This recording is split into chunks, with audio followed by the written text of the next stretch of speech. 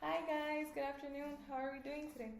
I'm good, and yourself? I'm pretty good. How about you, Steven? How are you doing today? Not bad. Been a good day. Oh, that's good. Was there a lot of traffic on your way over here? Yes. Well, I mean, you made it safe, so that's all that matters. So, did you guys do your homework from last week? Yes, we did.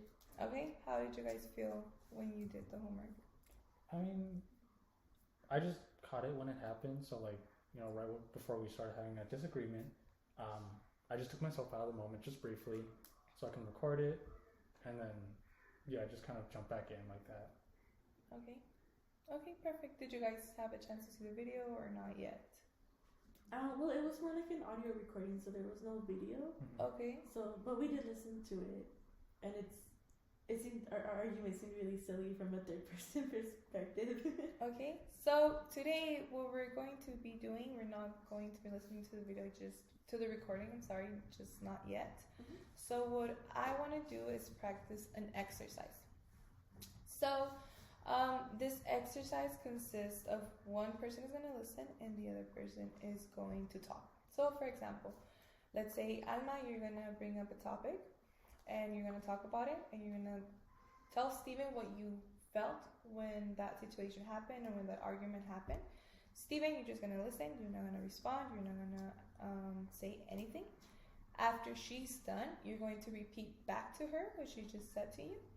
And then you're going to tell her how you think she felt with that. Mm-hmm. And it's going to go vice versa. Okay? So I'm going to give you guys a brief second to kind of think of maybe like an argument that you guys had before, or maybe that's something that you really want to talk about to one another you guys haven't really talked about. So did something pop into your heads, or do you guys need some time, or? No, I have something that I'd like to talk about. Okay, you already have something? And Yes. Steven, do you have something?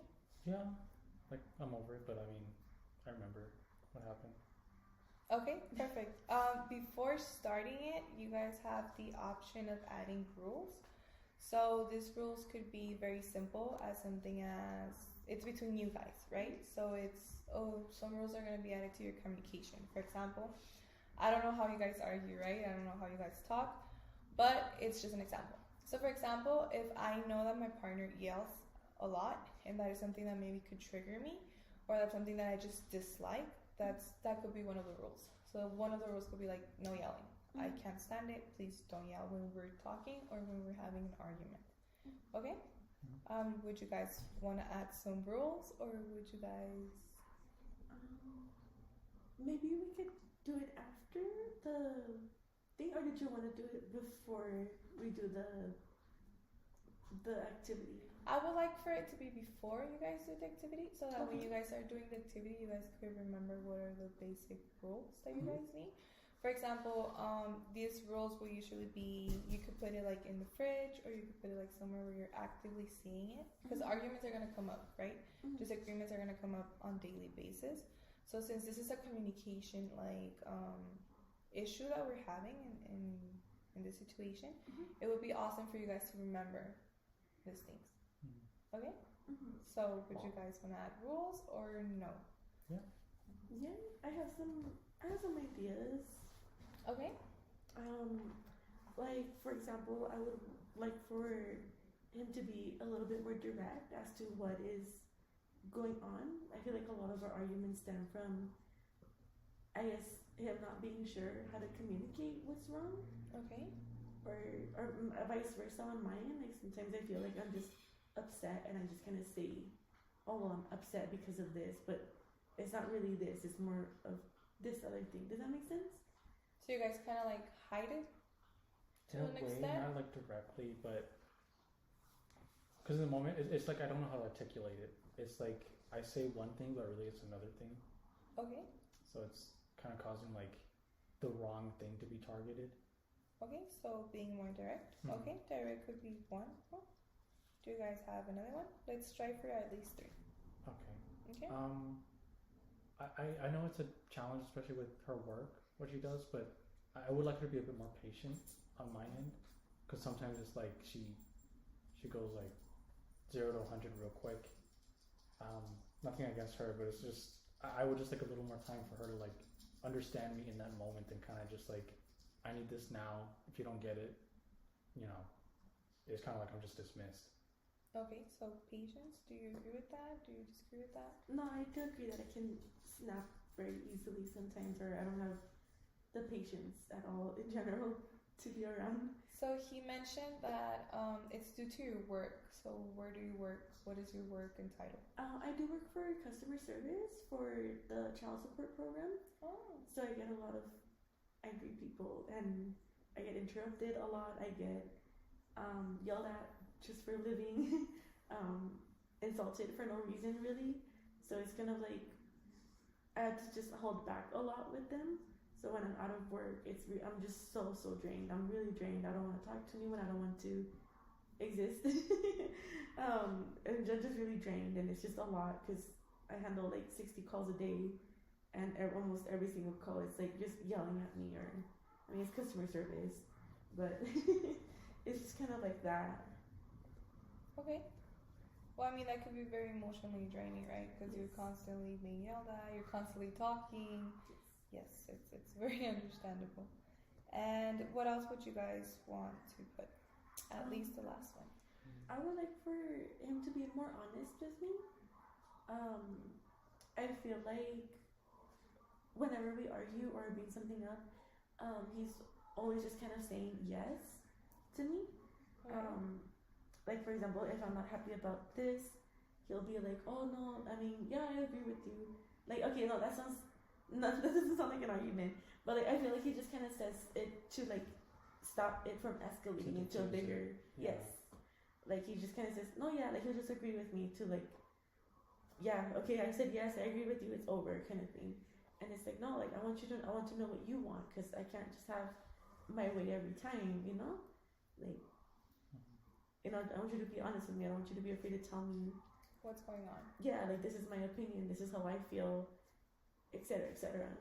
And why do you think you do that, Steven? Do you agree with that you do that? I do agree. It's because like she said, I feel like because if I challenge her, it's like I'm escalating in a way, and I don't want us to kind of grow apart in that sense.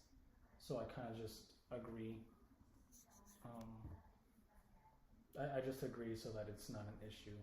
Kind of like submit in a way. Okay. So we have established 3 rules. You guys want to add 2 more? Are you guys okay with those?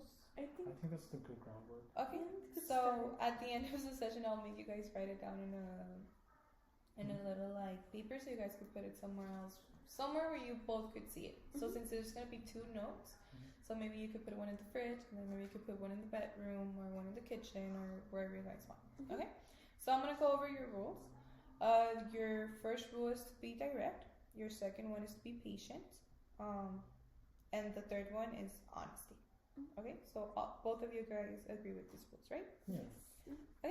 So since you guys already told me you guys have a topic in mind, let's go over that topic. Mhm. So who would like to go first? Do you want to Yeah, I can go first. Okay, do you start now or? Yes. So remember, you're actively listening, Steven. So at the end, you're just gonna tell her what she just told you, and you're going to repeat to her how you think she felt about the situation. Okay? Okay, so once upon a time,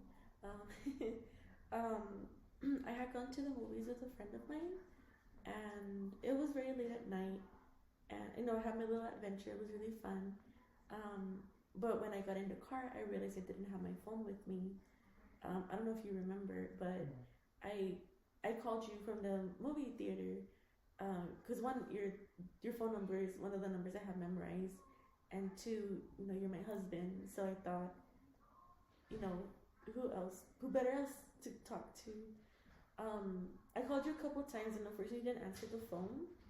I ended up figuring it out on my own as to like what happened, and yeah, I got my phone. I came back home, and I was telling you about the little adventure, and you had told me that you're not sure as to why I called you. You said, "I don't know why you called me. I wouldn't know how to help you anyways." And it's like on my end, it's like, "Oh, I'm calling you, like for I don't know, like reassurance to let you know, hey, you know, like what if my car was tire, it was the tire was blown and I called you, would you not know how to help me either? I mean, I understand that we share a car, but like there's so much more that you could do. Maybe you can give me like a third person perspective as to like, okay, well if I was in your situation, this is what I would do. Not only that, but it also made me feel like you're not someone I could rely on, especially in the future for when we have kids. Like, am I gonna just be having to fix all of the problems forever? And I just want someone, you know, father of my kids, to be able to have some critical thinking skills. If that makes sense. I just felt really alone that day, and it was really scary for me to think that I don't have a husband I can rely on to help me when I'm in trouble. That's it. The end. Okay, Steven, can you repeat it back to her? So that day, you went to the movies with your friend. At the end of the day, you did come back and you told me that you had lost your phone. You tried calling me. I did see the missed calls afterwards. And yeah, they weren't from you. They were from, you know, another number, the theater. And I remember we were talking about it that night, and you had said, or no, I had made a comment saying that I think I did phrase it that way, where I said, I don't know why you would have called me, because in that moment I was just thinking like, there's no way I could go physically to help you, but I understand that you were needing not just that, but like just somebody to rely on to kind of guide you in that time, even if it's nothing, or even if it's just like talking over the phone. Even that little bit could have helped, rather than me thinking logically like, well, I can't go over there and find your phone for you. So that's where my headspace was. But I know that you felt kind of alone, because me being the first person you thought of and hearing that come out of my mouth, it's very unsettling. I can understand. So yeah. Okay, and then how do you feel with everything that you just said? That I kind of lost some of her trust that day. That I can't be someone she thinks of first when she's in a pinch. Okay, so ultimately, it was a scary situation, right? You lost your phone. It was kind of a means to communicate to other people. We have everything on our phones now, right? So it's, to a sense, our security. Something that we could do next time that this situation happens. I know you were scared. I know that you didn't think much of it. You just wanted a solution. You just wanted to call your husband and be like, hey, can you please resolve? The thing is, we think very differently, right? What you could consider an emergency, he can't, and what you could consider an emergency, she won't. So now that you understand that it's for her an emergency, and now that you understand that maybe he's thinking more logically, well, I'm not there, what does she expect me to do if I can't do that? Well, maybe next time if you call him, you could be like, hey, I already tried this, and that. I can't find the phone. Can you maybe think of something else that I haven't thought about? So that way his brain and his ideas could like be a little bit different, you know? Because it's just how he thinks.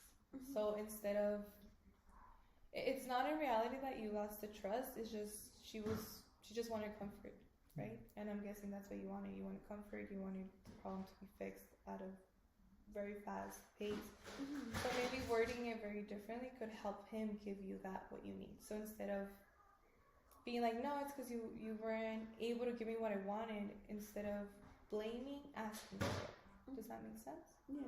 Yes? Yes. Okay, do you guys want to do the other way around? Yeah. Yeah. Okay. So with my situation, it was that we were going to the dentist that morning, and I know we were running a bit late because they had scheduled it a little further up, which was good for us. So we were on our way.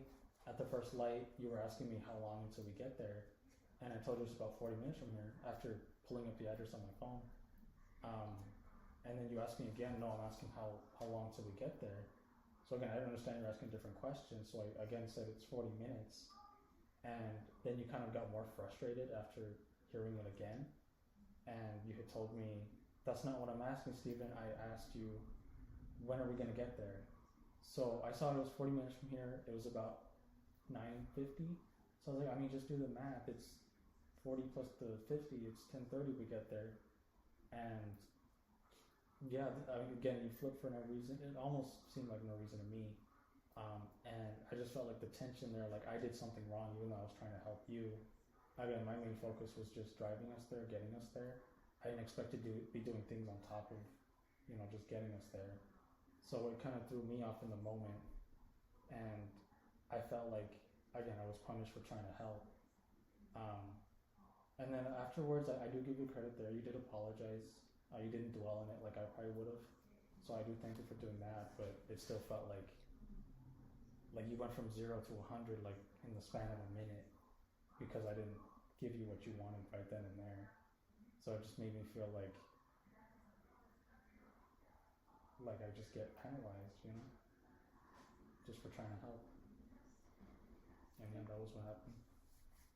So Emma, can you repeat it back to Steven, please?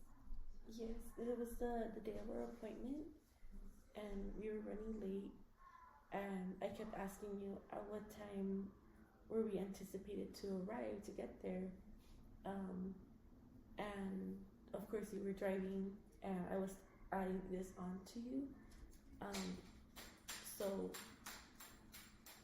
on your end I did get frustrated and might have overreacted a little bit, and I'm sure it would have made you feel really frustrated and upset with me, especially because I'm adding this on to you.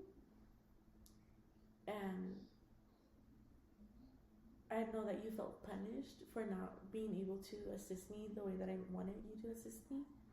And of course that wasn't fair on my part to overreact the way that I did. And yes, like you mentioned, I did apologize over it. But either way, that shouldn't have been something that should have happened. If only just a little bit more patient. Mm-hmm. Okay. How do you feel about what she just told us, Steven? I feel that she did grasp it. Again, I know that, sometimes we want the answer just like right away. But it's the way we ask things that kind of make it to someone else. Because she could be asking one thing, and I interpret it one way, but if she doesn't ask it another way, I'm not going to change the way I say my answer because I think that's the same question. So that's kind of how that situation played out. But she, again, I appreciate that she's kind of moved on, learned from it. So that way, we're on the same page now. So ultimately, it's just a communication problem, right?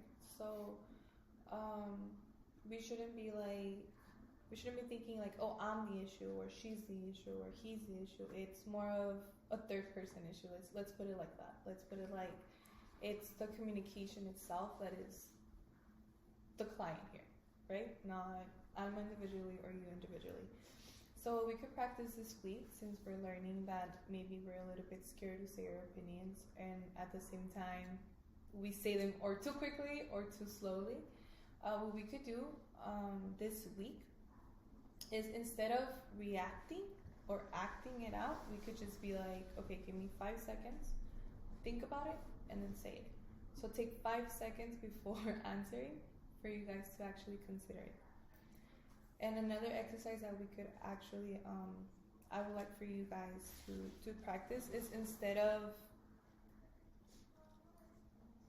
so for example, the situation of a car, right? You could have maybe asked it a different way, but so could you. Does that make sense? So if she's telling you, well, this is the time, and you're not understanding it, ask her. I already told you the time was this, and you're not liking the response. Why are you liking the response? What are you trying to tell me? What do you want from me? What do you want me to do? Not in a bad way, right? Mm-hmm. But what is your actual question? That way she could be like, okay, maybe he's not understanding me. Let me rephrase it. So it's asking, being more direct. Like the number one rule that we have is just being more direct towards our responses and towards our answers. Okay? Do you guys have any questions? No, I think we're good. Okay. So that's perfect. Thank you.